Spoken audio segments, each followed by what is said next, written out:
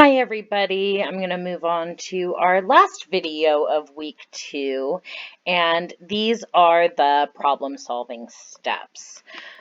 I, once again, absolutely love this framework. I know that before I had gone through this curriculum or had learned this curriculum, that this was a skill set that I absolutely did not have for myself. So you can look in your yellow book on worksheet 2.2.4 called Problem Solving Steps if you'd like to look at this while I describe it up here.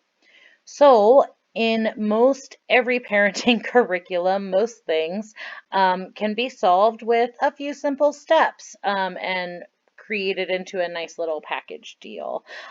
This is another one of those examples. So the first thing that I'm going to do when I want to utilize the problem solving steps is first I need to have a problem. Then the next thing I'm going to do is I'm going to make a goal statement. And oftentimes people will mix up their goal statement with their problem. And so then their goal statement is not as effective and you won't be able to go through the rest of the problem solving process if that's the case. So a goal statement is not a problem. It's saying what I want to have happen without blaming. So maybe I have a problem such as nobody else in the house besides me is completing their chores like they're supposed to. That would be my problem. And so my goal statement would be something along the lines of, I would like everybody to complete their chores every day, something like that. Then the next thing I'm going to do is I'm going to brainstorm a list of possible solutions. And this is where a lot of people go wrong. A lot of times people will cut off their brainstorm by deciding whether each brainstormed idea is a good or bad one during that process, which is not going to be helpful to the creative process. So when you're brainstorming, that's all you're doing. You are not judging the ideas and you are just writing them down. We'll give an example of this here soon. The next thing we're going to do is we're going to choose some of those brainstormed ideas that we like and get rid of the others, and then we're going to do a pros and cons for each solution. We want to think about what's good about each solution and what's not good about each solution. Number 4 is we then are going to make a plan.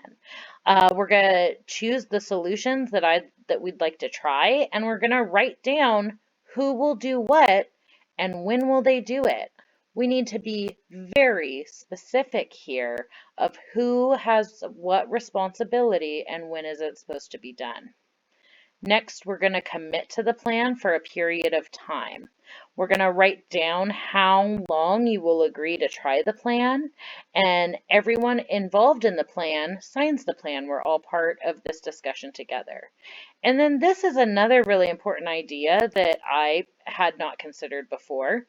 Learning about this problem-solving process, and that's to give the plan a try for the agreed time period, and then meet and talk about it afterwards to reevaluate. Is this plan working or is it not working? If the plan isn't working, then we're going to and we don't have a way to reevaluate or a time that we're going to touch base on it and discuss it later, it's easily going to just the plan that we didn't like stop being implemented without any follow-up of trying a new plan, and then our problem starts all over again. So I want you to turn your page in your yellow book to worksheet 2.2.5. And it's a 2-page spread. It's called Problem Solving Worksheet on it. And we're going to go through this together step by step.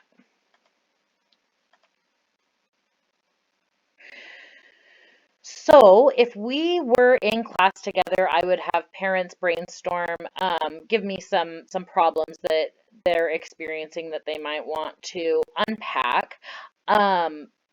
because we don't have that luxury right now, I tried to come up with a problem that maybe is very relevant right now if you have your kids in your home, but also might be applicable even if your kids aren't in your, even if it's normal times.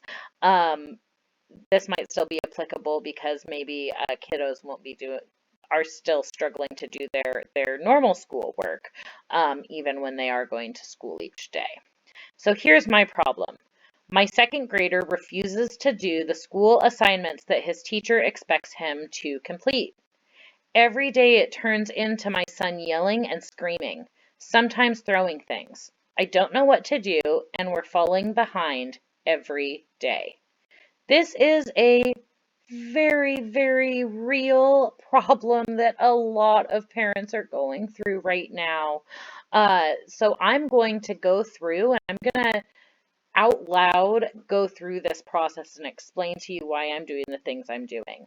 You have the choice to either write down what I wrote down and copy what I'm saying, or you could come up with your own examples. Either choice would be just fine. So the next part of that page tells me that I need to take my problem, I need to write a goal statement. So I need to think of what it is I want to have happen without blaming. And I think I might have even been a little blamey right here, so maybe this wasn't a perfect goal statement. Um, but what I wrote was, I want my son to complete the 30 minutes of reading each day without yelling or fighting with me.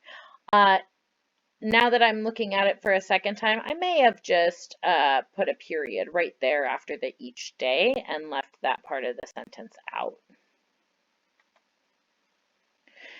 So the next thing I'm going to do is brainstorm, and brainstorming without judgment was really, really hard for me to do because I am the first to come up with why something won't work. However, when we get caught up in that, we stop that creative process and we don't come up with very many ideas. So here's some ideas that I wrote out. Some are good, some are not so good. Again, it's a brainstorm. Not every idea needs to be good. So I wrote down I could read with him taking turns, I could pay him to do it, I could read to him, I could email the teacher and lie to the teacher that he is doing the reading. I could build up to that 30 minutes, starting with 5 minutes and adding time each day. Kiddo could earn video games with reading time. I could ignore the situation and hope he decides to do it on his own. I could email the teacher and opt my son out of schoolwork. I could break the reading up into smaller parts throughout the day. I could give him a special place to read at. Maybe he's never allowed to go into my bedroom, and maybe I use that as kind of a privilege. He can read in my big recliner in my room or something, if that would be enticing for him. I could lecture him about it. I could find YouTube videos of someone else reading and he could watch that. I could outlaw reading in our house and then we never have to worry about reading again. I could send him to timeout every time he doesn't read. I could let him choose the book he is needing to read, or I could email the teacher and ask for suggestions. I'm sure that if we were in a big group, we could come up with even more ideas than this, but these were just some of the ones I written. Now again, I am just brainstorming. I'm not endorsing all of these ideas. I don't think all these ideas are good. However, I am just coming up with what are some possible solutions to make this problem go away. So now I've gone through and I've highlighted which of these solutions I maybe want to explore more and that I kind of like. I kind of like the reading with him and taking turns. I like the building up to it, starting with 5 minutes and adding time each day. I like the idea of him earning video games with reading time. I like the idea of breaking the reading up into smaller parts throughout the day. I like the idea of giving him a special place to read it at read at. Um, I like the letting him choose the book he's needing to read. And I also like the idea of emailing the teacher and asking for suggestions. Maybe you like all the same things as me. Maybe you like different ones than me. I want you to choose what makes sense for you.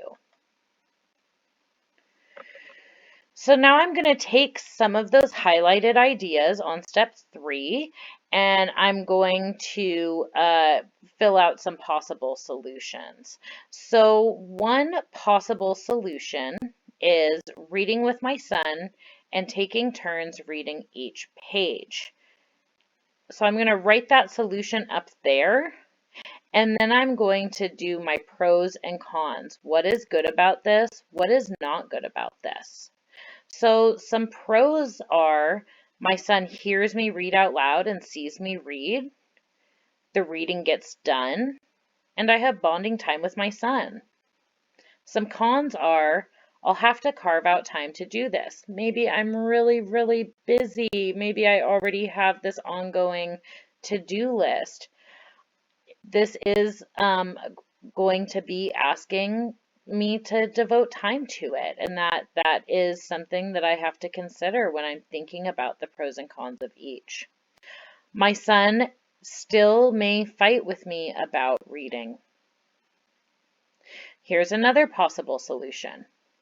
I could build up to the 30 minutes by starting 5 minutes and adding 5 minutes each day, and he could earn his video game time by doing the reading. So I combined two of those brainstormed ideas I suggested earlier. So what's good about this? Well, he practices reading. I have a plan to get back on track with the reading. So maybe we aren't, we're still looking towards when we will be doing the 30 minutes a day of reading. However, I would rather be working towards my goal instead of every day staying behind on my goal. So that is my thinking here with this specific suggestion.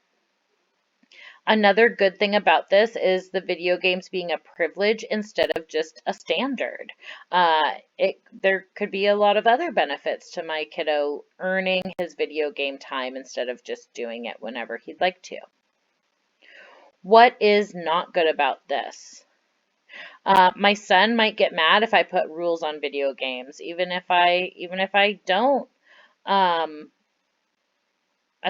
especially if I haven't done that in the past. Now, just because I wrote it in the cons box that he might get mad, that doesn't mean that I'm not going to make a choice just because it'll upset him. I'm again just recognizing that this is an aspect of making this choice so that I can prepare myself in how I might deal with that. Son may not care about earning video games. If I'm proposing it in this way, that it's a choice of do this and then you'll get your video games, I have to be prepared for him saying, okay, if I don't read, then I just won't get to play video games. That's fine. He might say that. And so if that's the case, if I think that's the case, I really don't want to use this one. But I also need to be prepared for that to be a response as well. And so I might have to change my approach if that happens. Another thing is again, it's going to take me some time and energy to implement this. Another possible solution is I could email the teacher and ask for suggestions. What's good about this? The teacher might have some good ideas. Teacher's probably doing this with 20 or 30 other kids right now. So she might have some good ways to get them excited or engaged. Another thing is that the teacher is going to know that I'm trying my best.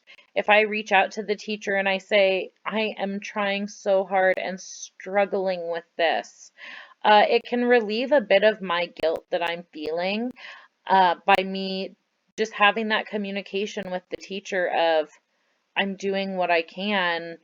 It's really, really hard. The teacher understands that you're not prepared to have done this. They're not prepared to have done this. Kids aren't prepared for this. This is such a change in our daily lives that they they are anticipating this.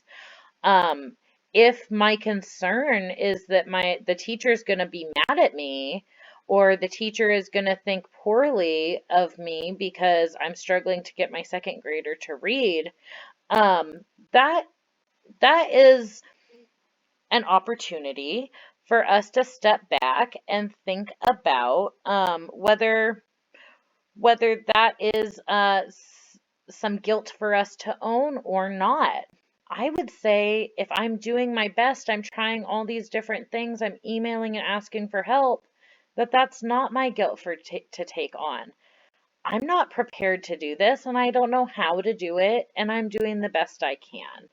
Um, it it can be hard to get our kiddos to get engaged with schoolwork, and it's not something I've ever had to do before, at least not on that daily basis. And so it's okay to be struggling with it, or to be a little farther back from where you wanted to be. What's maybe not good about this plan? Well, I may feel like I don't want the teacher to know he hasn't been doing his reading. That may be something that I'm feeling a lot of anxiety about. And maybe I tell the teacher this and ask, and maybe the teacher doesn't give me any good ideas. That could happen. A fourth possible solution is choices. I had combined a few of those suggestions, brainstorming suggestions, into one. And so I just made it into choices, and I said he can choose the book he reads, how many minutes at a time, and a place to read.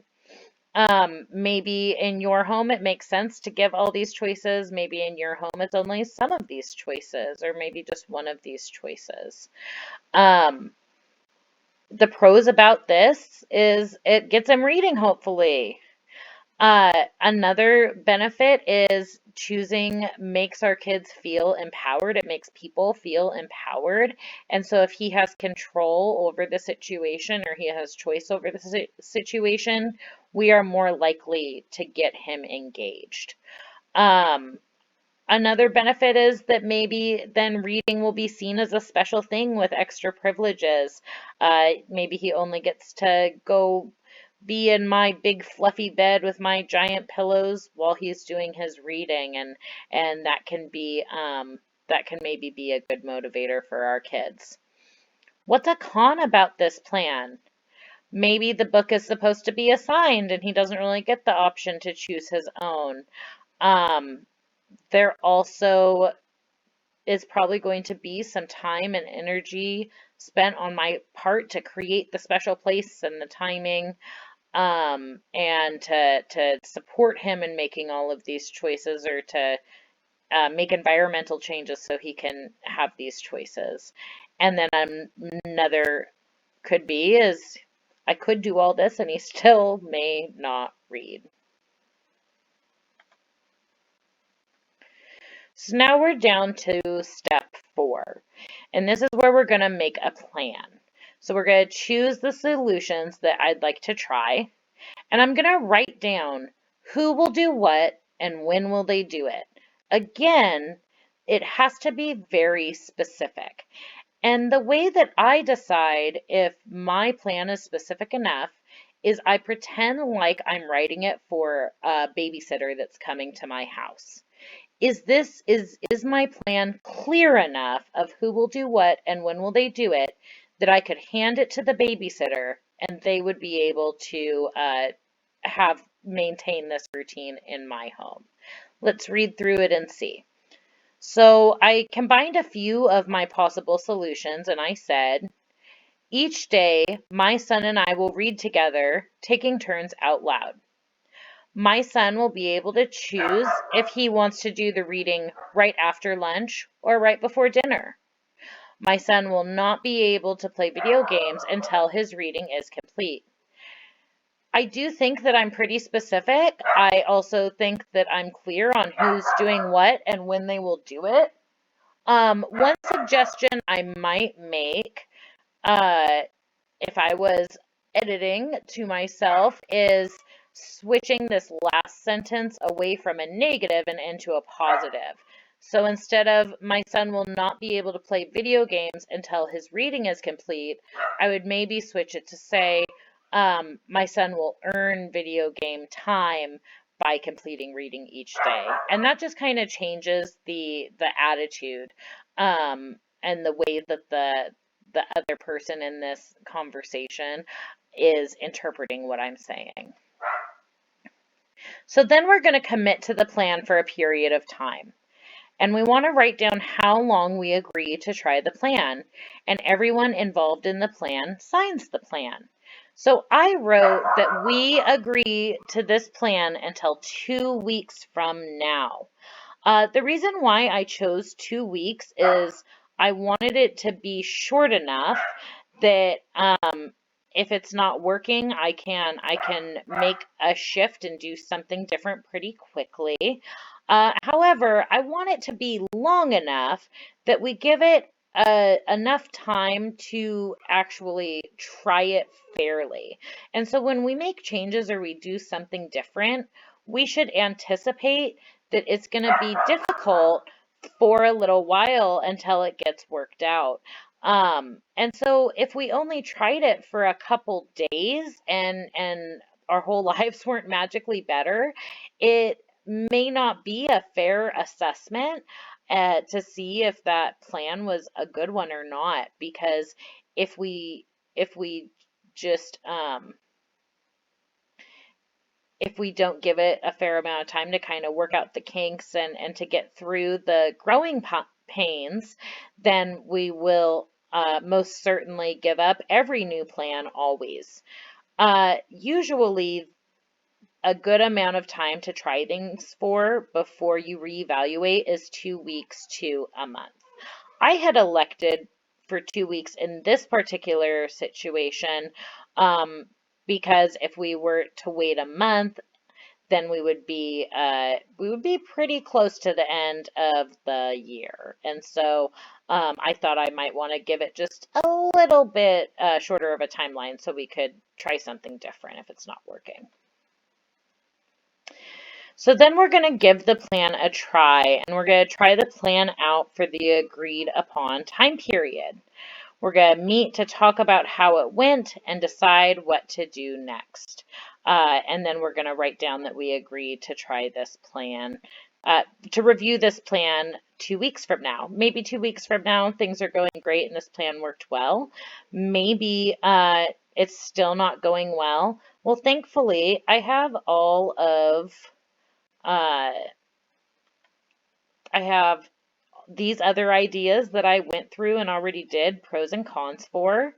And then I also have these other ideas too. So I'm not going to be starting all the way over from square one if this plan wasn't working.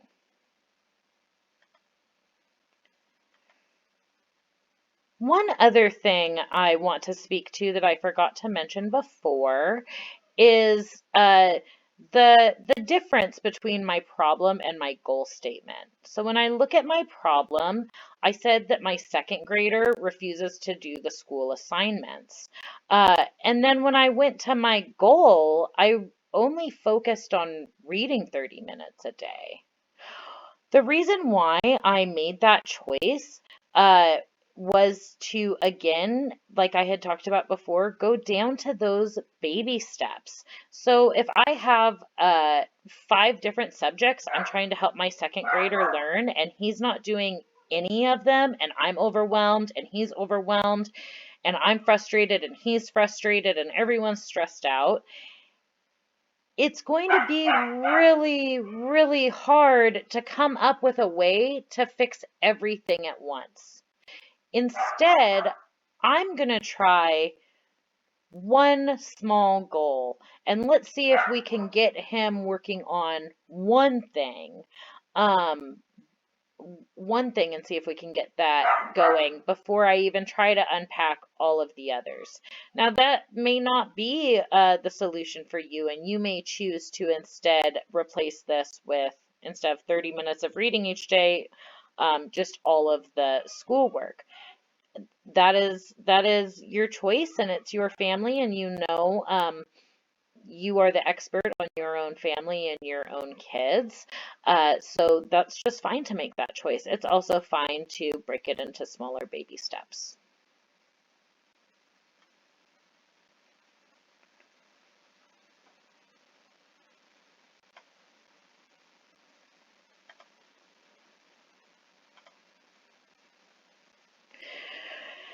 Now, I want you to go into your purple book, and I want you to turn to this blank page, mostly blank page, that says Problem Solving Plan.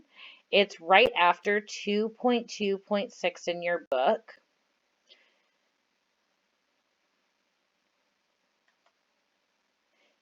And then I want you to fill in your page with the problem solving steps of a problem of your own. If we were in class, we would do this in partnerships. Unfortunately, that's not the case today. And so I want you to find a problem that you can unpack here. If you are feeling confident in doing this independently, that's great. If you feel like you're still a little confused and don't know how to do this, or maybe you get partway through it and aren't able to complete it, this could be a great thing to work on with your parenting coaching phone call this week.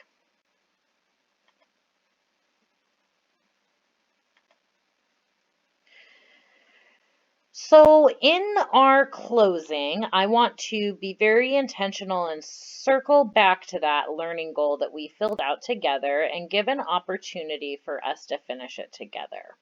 So I had written that I want to learn a plan for effective problem solving. So then I'm going to go down to the second question that says, how did I accomplish my learning goal? What did I do in class, hear from others, or discover while doing my homework that helped me learn what I wanted to learn? So I wrote, I learned about the problem solving method. In the past, I didn't really have a way of problem solving. We went through one together, and then I did one by myself.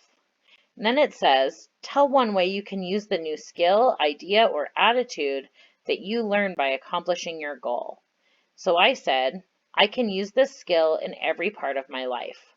Work, kids, marriage, neighborhood association, etc. You can either write down what I've written, or you could come up with a learning goal of your own. This is another thing that if you're feeling confident in doing, please feel free to do them independently. If you're still feeling confused on them, this is another great thing to work on either during that one-on-one coaching phone call, or even to tune in on the Thursday nights, and we can go over them during that large group discussion as well. You are also welcome to email your parenting coach anytime, and we'd love to give you some support. And that is the end of week 2. Thank you so much for joining us. I am feeling really, really great about us being able to continue forward, and I look forward to talking to you and hearing from you later this week. Take care.